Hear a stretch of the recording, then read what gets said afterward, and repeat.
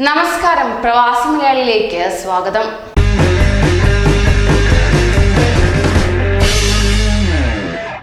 Dubai പ്രവാസി യുവതിയെ വിവാഹം വാഗ്ദാനം നൽകി പീഡിപ്പിച്ച കേസ് ദുബായ് പ്രാഥമിക കോടതിയുടെ പരിഗണനയിൽ ഇന്ന് എത്തിയിരിക്കുകയാണ്.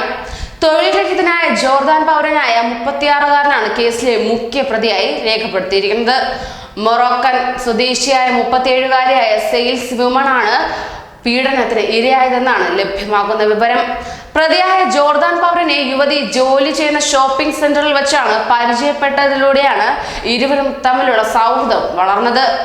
അതോടൊപ്പം പരാതിക്കാരിയായ യുവതി പറയുന്നത് ഇങ്ങനെയാണ്: പലതവണ നേരിട്ട് കാണുകയും സംസാരിക്കുകയും ചെയ്തതിനെ തുടർന്ന് ഞങ്ങൾ രണ്ടുപേരും തമ്മിൽ അടുത്തു.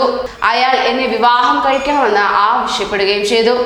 ഞാൻ അംഗീകരിക്കുകയും ചെയ്തു. വിവാഹം ഔദ്യോഗികമാക്കാൻ എന്റെ രക്ഷിതാക്കളോട് നേരിട്ട് സംസാരിക്കാൻ അവനോട് പറഞ്ഞു.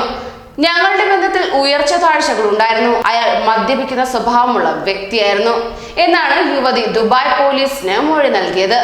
അതേസമയം 2019 ജൂലൈയിൽ പ്രതിയായ വ്യക്തി യുവതിയെ ഒരു റെസ്റ്റോറന്റിലേക്ക് രാത്രി ഭക്ഷണം കഴിക്കാൻ ക്ഷണിക്കുകയായിരുന്നു. എന്നാൽ അവസാന ദിവസം റെസ്റ്റോറന്റ് വേണ്ടെന്നും വർസാനിലെ തന്റെ ഫ്ളാറ്റിൽ വെച്ച് കഴിക്കാമെന്നും പറഞ്ഞ് ഇയാൾ യുവതിയെ അവിടേക്ക് കൊണ്ടുപോവുകയായിരുന്നു. അതോടൊപ്പം തന്നെ ഇതനുസരിച്ച് യുവതി അയാളുടെ ഫ്ളാറ്റിൽ ചെല്ലുകയാണ് ഉണ്ടായത്. എന്നാൽ യുവാവ് ഇതിനോടകം തന്നെ ഭക്ഷണം തയ്യാറാക്കിയിരുന്നു. അത് കഴിച്ചതിന് ശേഷം ഇയാൾ യുവതിയെ സ്പർശിക്കാൻ ശ്രമിച്ചു.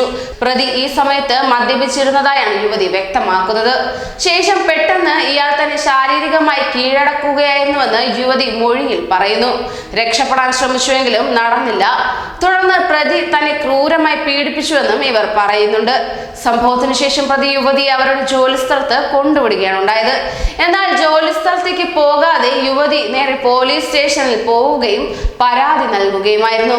യുവതിയുമായി ലൈംഗിക ബന്ധത്തിൽ ഏർപ്പെട്ടുവെന്ന് പ്രതി ഇതിനോടകം തന്നെ സമ്മതിക്കുകയുണ്ടായി.